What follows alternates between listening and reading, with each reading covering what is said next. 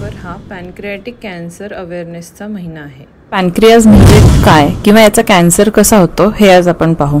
पॅनक्रियाजला मराठीत अग्न्याशय असे म्हणतात। पॅनक्रियाज हा असा अवयव आहे जो आपल्या शरीरातील इन्सुलिनला कंट्रोल करतो, त्याचबरोबर काही पचन एन्झाइम्स देखील हा तयार करतो।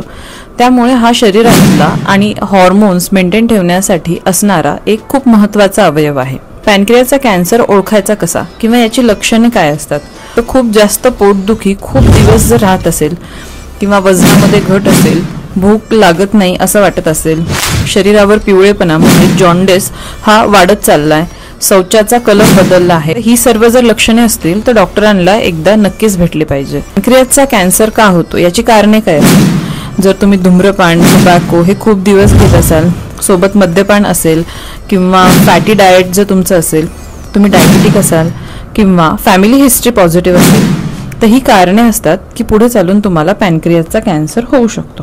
तर यासाठी काय टेस्ट असतात, तर सीटी स्कॅन, MRI किंवा ब्लड टेस्ट 19.9 यासारख्या अजून काही टेस्ट असतात ज्यामुळे आपल्याला पॅनक्रियाटिक कॅन्सरबद्दल थोडी आयडिया येऊन जाते। तर अर्ली स्टेजमध्ये जर हा कॅन्सर आपल्याला डिटेक्ट झाला तर सर्जरीज किंवा रेडिएशन किमोथेरपी यासारखे असंख्य उपचार अवेलेबल आहेत। लवकर निदान जर झाले तर उपचार हे शक्य आहेत। थँक्यू।